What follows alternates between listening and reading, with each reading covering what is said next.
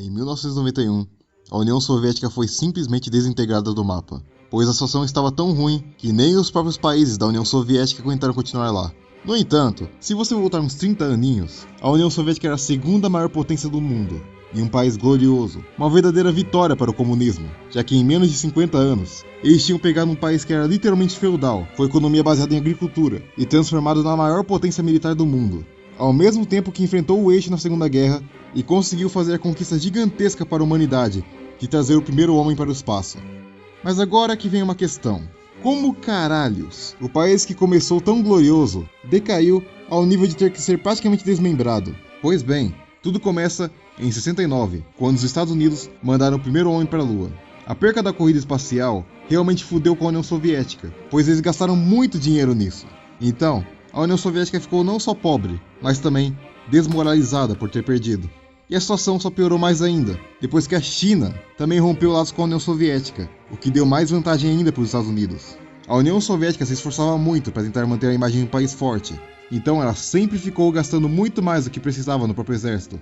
O mesmo pode ser dito sobre os Estados Unidos, mas tinha uma clara diferença. Os Estados Unidos tinham dinheiro para isso. Agora a União Soviética, a economia soviética não era tão boa quanto antes. O auge do crescimento soviético foi na época de Stalin, já que ele basicamente forçou o país a se industrializar. Mas agora, nos anos 60, não tinha mais o que reformar para criar crescimento econômico. E a indústria, que era organizada de forma socialista, foi com o tempo ficando mais e mais ineficiente, com muitas vezes muito mais trabalhadores do que era necessário sendo contratados, produtos saindo ineficientes e bastante roubo e corrupção, tanto do lado dos oficiais do governo quanto dos próprios trabalhadores. E não era só na parte econômica que a União Soviética era instável. A situação nacional e étnica também era um problema. A União Soviética, apesar de ser muitas vezes confundida com só a Rússia, não era só a Rússia. Era, como o próprio nome diz, uma união de repúblicas socialistas soviéticas. E com o tempo, o nacionalismo e tensão entre os vários povos que tinham incluído na União só foi aumentando cada vez mais.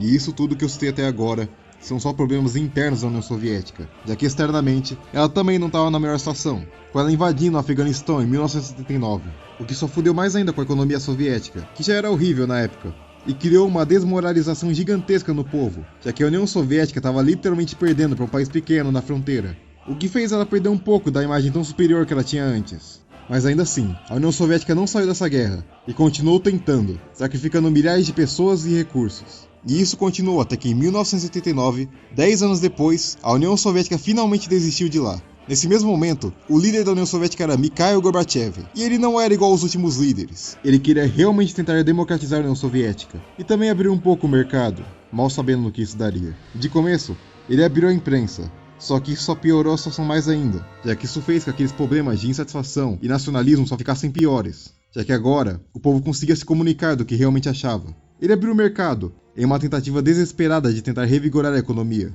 mas ironicamente, isso só fudeu com ela mais ainda, já que já era meio que a norma, a estrutura de mercado socialista, já era algo pré-estabelecido. Ir de uma economia planificada para uma economia de mercado do nada, desorganizou absolutamente tudo, deixando a economia um desastre total, sim, mais do que já era. E toda essa mudança na União Soviética também causou um efeito dominó, com os países que antes eram fantoches, com o tempo se libertando e se redemocratizando. Inclusive com o Muro de Berlim sendo derrubado, e a Alemanha Oriental, que era uma ditadura fantoche da União Soviética, se unindo com a Alemanha Ocidental. E com tudo isso, a queda da União Soviética parou de ser simplesmente uma possibilidade e virou algo inevitável. E em 1991, um grupo de integrantes do Partido Comunista tentaram dar um golpe de Estado e tomar o poder de Gorbachev.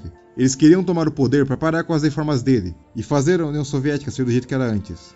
Só que o golpe só acabou falhando. E essa foi a gota d'água para a União Soviética cair de vez. O golpe causou um período de desestabilidade e caos por toda a União Soviética, o que deu oportunidade para as várias nações que estavam dentro da União Soviética declarar independência, começando pelos Bálticos, com a Letônia, Letônia e Estônia saindo em 1990.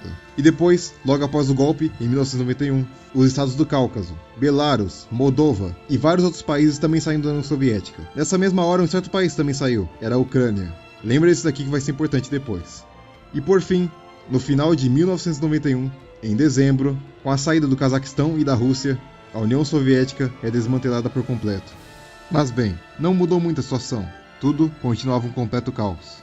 Ainda mais agora, que muitos países tiveram que dar um jeito de construir um governo e uma economia totalmente do zero, indo, ou ao menos tentando ir, para uma forma de governo mais democrática e capitalista. E um desses países é a nossa querida Rússia. De começo, ela tentou adotar um sistema mais democrático, com Boris Yeltsin no poder.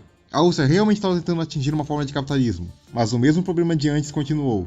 O país simplesmente não estava acostumado com esse sistema.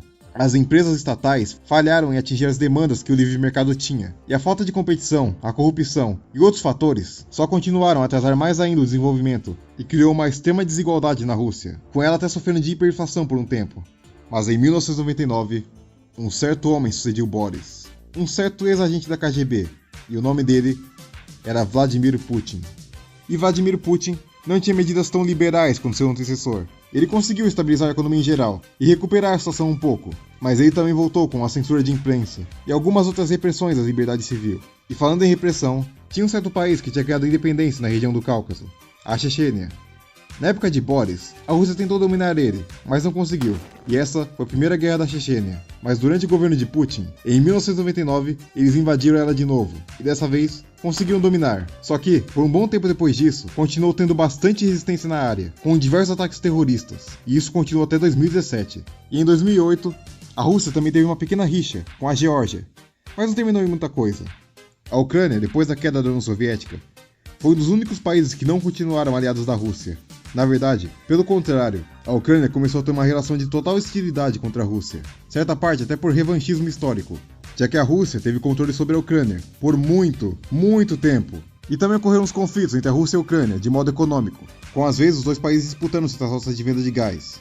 Mas tudo só começou a ficar sangrento em 2014.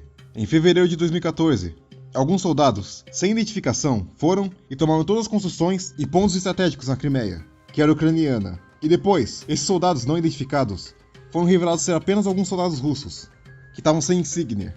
E no próximo mês, forçaram um referendo, que determinou que a maioria da população de lá realmente queria fazer parte da Rússia, ao invés da Ucrânia. E isso não foi o fim.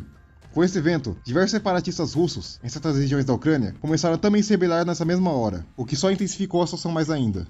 Mas o que realmente fudeu com tudo foi que recentemente a Ucrânia entrar na OTAN começou a virar uma possibilidade. E a Rússia absolutamente odiou isso, já que se a Ucrânia entrasse na OTAN... Bem, acho que esse mapa aqui já explica tudo. Então, de precaução contra isso acontecer, a Rússia foi e iniciou uma invasão, que continua até hoje, e causou um impacto gigantesco no mundo. A partir daqui, não tem muito o que fazer além de no máximo tentar prever o que vai acontecer. Mas isso é basicamente a história da Rússia. Foram mais de 7 vídeos, e esse é o fim. O que eu faço depois disso, eu não sei. Mas se inscreve aí se puder.